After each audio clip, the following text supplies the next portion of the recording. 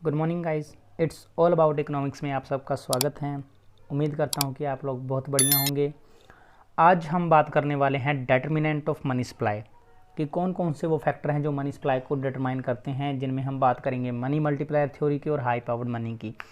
ठीक है, इससे पहले हम बात कर चुके हैं पिछली वीडियो में कि मनी सप्लाई होता क्या है और measurement of money supply M1, M2, M3, M4। तो जिन्होंने पिछली वीडियो नहीं देखी हैं वो जाकर पहले मनी सप्लाई क्या होती है और इसके मेजरमेंट के कितने टाइप हैं उसको देख लें और फिर इसको देखें। तो स्टार्ट करते हैं मनी सप्लाई के डिटर्मिनेंट, जो फैक्टर हैं जो उसको इफेक्ट करते हैं। देखिए, मनी सप्लाई की इस थ्योरी को समझने के लिए, ठीक है, हम यहाँ पर लेने वाले हैं M1 major of money supply. M1 major जो कि बहुत ही fundamental concept of money supply है, ठीक है, उसको हम थोड़ा सा इसमें मॉडिफाई वर्जन लेंगे, उसको मॉडिफाई करके इक्वेशन को। देखिए, M1 हमारे पास क्या था, C प्लस में DD प्लस में OD। C यानी कि currency with the public, DD यानी कि डिमांड डिपॉजिट और OD यानी कि अदर डिपॉजिट। उसमें जो अदर डिपॉजिट था, ठीक है, वो बहुत ही कम प्रोपोर्शन है मनी सप्लाई का, लेस देन 1%, तो उसको हम इस इक्वेशन में इंक्लूड नहीं करेंगे। और M1 को हम यहाँ पर डोनेट कर रहे हैं अकेला M से। ठीक है, तो हमारे पास जो इक्वेशन यहाँ पर सामने आती है वो है M is equal to CP plus में D। CP यानी कि करेंसी विद द पब्लिक और D यानी कि डिमांड डिपॉजिट्स। तो ये जो इक्वेशन है हमारे पास, इक्वेशन 1, ये हमारे पास मनी सप्लाई है, total money supply in the economy. ठीक है, तो और डिटरमिनेंट ऑफ मनी सप्लाई को समझने के लिए हमारे पास दो फैक्टर्स हैं जो इसको इफेक्ट करते हैं। पहला तो amount of high powered money, जिसको रिजर्व मनी भी कहते हैं, जो कि RBI इशू करती हैं। ठीक है, और सेकंड है हमारे पास मल्टीप्लायर। ठीक है, तो जिनको हम वन बाय वन डिस्कस करते हैं। सबसे पहले हम बात करेंगे हाई पावर्ड मनी होता क्या है। तो देखिए, हाई पावर्ड मनी जिसको H से डोनेट किया जाता है, इसमें वो करेंसी इंक्लूड है जिसमें नोट्स और coins issued by the government और रिजर्व बैंक ऑफ इंडिया। जो करेंसी और नोट्स RBI इशू करती है, ठीक है, उसे हाई पावर्ड मनी कहा जाता है। अब इस हाई पावर्ड मनी को दो पार्ट्स में डिवाइड किया गया है। पहला तो इसका एक पार्ट जो है वो तो रहता है करेंसी विद द पब्लिक, ठीक है, लोगों के पास रहता है, और दूसरा जो पार्ट है वो एज ए रिजर्व बैंकों के पास होता है। और उस रिजर्व को भी दो पार्ट्स में डिवाइड किया गया है।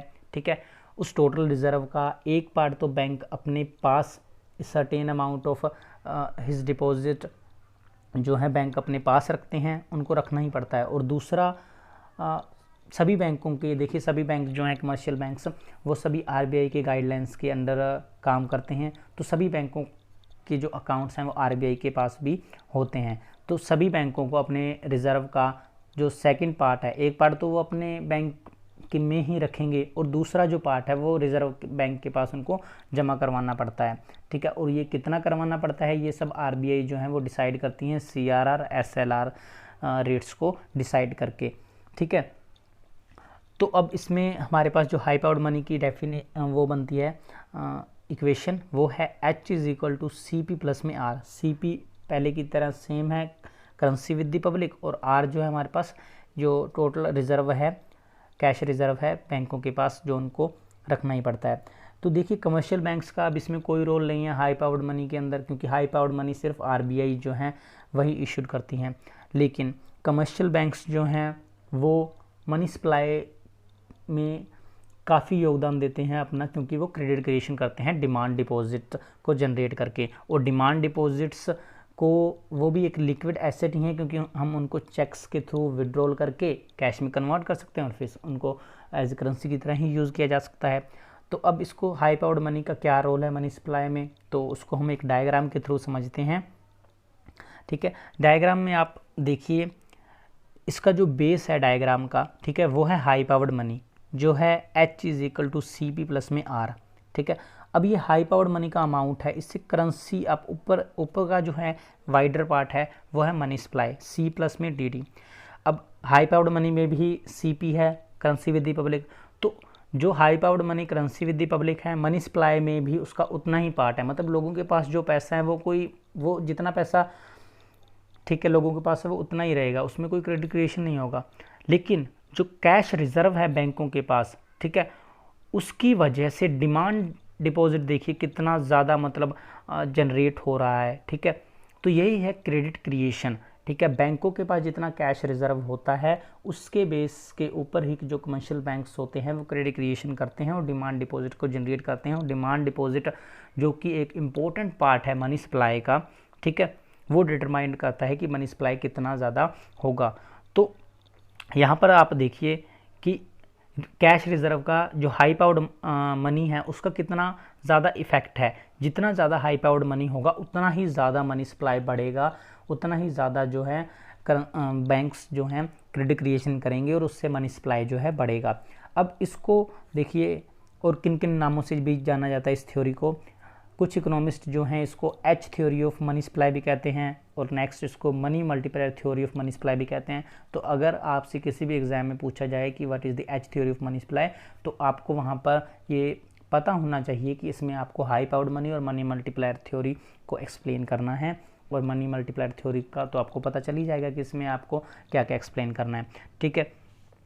तो अब ये जो क्रेडिट क्रिएशन हुआ है, ठीक है, कैश रिजर्व से डीडी जो इतना ज़्यादा क्रेडिट क्रिएशन हुआ है, ये कैसे हुआ है, ये हमें बताता है मल्टीप्लायर, ठीक है। मल्टीप्लायर जब वर्क करेगा तो उससे जो है क्रेडिट क्रिएशन कितना होगा, ठीक है। इस रिलेशनशिप को हम आगे समझते हैं। देखिए the relationship between the money supply and the high powered money is determined by the money multiplier, ठीक है। और मनी मल्टीप्लायर क्या है? Money multiplier which we denote by small m is the ratio of total money supply to the stock of high powered money. Small m is equal to money supply by में high powered money, ठीक है। तो ये उस ratio को बताता है कितना मनी सप्लाई होगा high powered money at given rate of high powered money. तो मनी मल्टीप्लायर क्या है? देखिए money multiplier is the degree to which money supply is expanded as the result of increase in high powered money. Money supply हमें यह बताता है कि अगर हाई पावर्ड मनी में इंक्रीमेंट होता है या हाई पावर्ड मनी जो है बढ़ाया जाता है तो उससे मनी सप्लाई जो है वो किस डिग्री से चेंज होगा, उसमें कितना चेंज आएगा। तो वो डिग्री जो है वो हमें मनी मल्टीप्लायर बताता है। तो मनी मल्टीप्लायर की हमारे पास जो इक्वेशन है वो क्या है? Small m is equal to m by h, money supply by high powered money. और जब हम इसको रीअरेंज करते हैं, क्योंकि हम इसको मनी सप्लाई के कॉन्टेक्स्ट में देख रहे हैं, तो m is equal to h into में m, ठीक है। अब अगर हमारे पास मल्टीप्लायर की वैल्यू है तो हम ये प्रेडिक्ट कर सकते हैं, हम ये बता सकते हैं कि अगर हाई पावर्ड मनी में चेंज होता है तो उससे मनी सप्लाई जो है वो किस डिग्री से चेंज होगा, उसमें कितना चेंज आएगा, हम ये बता सकते हैं उनको। क्योंकि अब हाई पावर्ड मनी जो है वो डिपेंड करता है आरबीआई के डिसीज़न के ऊपर, क्योंकि हाई पावर्ड मनी को कंट्रोल करने और उसके ऊपर डिसीज़न लेने का जो राइट है वो सिर्फ आरबीआई के पास है। तो हाई पावर्ड मनी तो आरबीआई के अंडर चला गया। तो अब वैल्यू ऑफ मल्टीप्लायर जो है वो हम कैसे निकालें, तो उसको हम देखते हैं कि साइज़ ऑफ मल्टीप्लायर कैसे डिटरमाइन होता है, ठीक है। तो नेक्स्ट स्लाइड में हम इसके ऊपर बात करते हैं साइज़ ऑफ मल्टीप्लायर। देखिए साइज़ ऑफ मल्टीप्लायर को समझने के लिए हमारे पास दो कॉन्सेप्ट आ जाते हैं। पहला तो है करेंसी डिपॉजिट रेशो, ठीक है, और दूसरा है करेंसी रिजर्व रेशो, ठीक है। करेंसी डिपॉजिट रेशो को हम स्मॉल k से डोनेट करते हैं और करेंसी रिजर्व रेशो को हम स्मॉल r से डोनेट करते हैं। अब ये क्या होता है, इसको हम जब इक्वेशन बनाएंगे तब साथ के साथ इसको एक्सप्लेन किया जाएगा। सबसे पहले हम मनी सप्लाई की इक्वेशन को लेते हैं। इक्वेशन 1 जो हमारे पास थी, m is equal to CP plus में D, CP यानी कि करेंसी, D यानी कि डिमांड डिपॉजिट। तो CP जो है करेंसी विद द पब्लिक है। देखिए कोई भी पर्सन है वो एक certain portion of his total deposit का जो है एक सर्टेन प्रोपोर्शन ही अपने हैंड में रखता है, मतलब करेंसी के रूप में रखता है। ऐसा तो है नहीं हम कि अपने सारे के सारे इनकम को या सारे के सारे डिपॉजिट को कैश में रखते हैं, नहीं, ठीक है। कुछ अमाउंट जो है हम अपने हाथ में रखते हैं, बाकी डिमांड हमारे जो डिपॉजिट्स हैं बैंक में उसमें जमा कर देते हैं। तो करेंसी डिपॉजिट रेशो हमें यह बताता है कि कितना जो लोग हैं अपने पैसा जो है अपने हाथ में रखेंगे करेंसी के रूप में। तो CP is equal to KD, ठीक है। जो करेंसी डिपॉजिट रेशियो उससे स्मॉल k से डोनेट किया गया है, तो CP is equal to KD। और जब हम CP की वैल्यू को पुट करते हैं इक्वेशन 1 में, ठीक है, substituting k d for c p in equation 1, तो हमारे पास आता है m is equal to k d plus में d। तो दोनों तरफ d सेम है तो d को कॉमन ले लेते हैं, तो हमारे पास इक्वेशन आती है m इज इक्वल टू के प्लस में 1 इंटू में d। ये है हमारे पास इक्वेशन 2 है। ठीक है, अब लेते हैं हमारी हाई पावर्ड मनी की डेफिनेशन को। h is equal to c p plus में r। r जो है वो रिजर्व रेशो है। ठीक है, तो रिजर्व रेशो भी, इसमें भी जो टोटल रिज़र्व है, ठीक है, जो बैंकों को अपने पास एज ए रिज़र्व रखना है, तो बैंक जो है अपने टोटल डिपॉजिट का एक सर्टेन जो प्रपोर्शन है वो उसे ही रिज़र्व के रूप में अपने पास रखते हैं। तो वो उसको डिसाइड करता है CRR, कैश रिज़र्व रेशो। ठीक है, स्मॉल r से डोनेट करते हैं। ठीक है, तो कितना बैंक अपने पास एज ए रिज़र्व रखेंगे टोटल डिपॉजिट का, ये हमें बताता है स्मॉल r। तो r is equal to small r into में d। ठीक है, और जब हम, अब हमारे पास r की वैल्यू भी आ गई और CP की वैल्यू हमने ऊपर निकाल ली है, और जब हम दोनों वैल्यूज़ को इक्वेशन 3 में पुट करते हैं, हाई पावर्ड मनी की इक्वेशन में पुट करते हैं, तो हमारे पास आता है h is equal to k d plus में RD। दोनों तरफ d सेम है तो d को कॉमन ले लेते हैं, तो हमारे पास आता है k प्लस में r इंटू में d। ये हमारे पास इक्वेशन 4 है। ठीक है, इसमें हमने कुछ नहीं किया अभी तक, इक्वेशन 1 ली है, ठीक है, मनी सप्लाई की, और इक्वेशन 2 ली है हाई पावर्ड मनी की, और इनमें जो है हमने करेंसी डिपॉजिट रेशो और कैश रिजर्व रेशो की वैल्यूज़ को पुट किया है। That's it. अब हम लेते हैं मनी मल्टीप्लायर की इक्वेशन को। ठीक है, तो मनी मल्टीप्लायर की हमारे पास क्या इक्वेशन है, वो है small m is equal to m by h. ठीक है, m यानी कि मनी सप्लाई, h यानी कि हाई पावर्ड मनी। तो मनी सप्लाई की इक्वेशन को हम जो हमने अभी निकाली है, ठीक है, चेंज करके उसको पुट कर देते हैं और हाई पावर्ड मनी की वैल्यू को भी पुट कर देते हैं, जो कि हमारे पास है k प्लस में 1 इंटू में d बाई k प्लस में r इंटू में d। तो d ऊपर भी है नीचे भी है, कट जाएगा, तो हमारे पास जो वैल्यू बचती है वो है m by h is equal to 1 plus k और r प्लस k। ठीक है, तो मनी सप्लाई के इसको कॉन्टेस्ट में देख रहे हैं हम, तो m is equal to h into में 1 प्लस में k बाई r प्लस में k। r हमारे पास रिजर्व रेशो है, करेंसी हमारे पास जो k है हमारे पास स्मॉल k, वो है currency deposit ratio of the public. तो from above it follow that money supply is determined by the high powered money, which is also called reserve money, times of money multiplier, which is equal to 1 plus k by 1 r plus k। ठीक है, तो ये था हमारा concept money supply का। ठीक है, multiplier की वैल्यू हमने इस फॉर्मूले के थ्रू हम निकाल सकते हैं और ये बता सकते हैं कि अगर हाई पावर्ड मनी में चेंज होता है तो उससे मनी सप्लाई में कितना चेंज होगा, ये हम इसके थ्रू बता सकते हैं।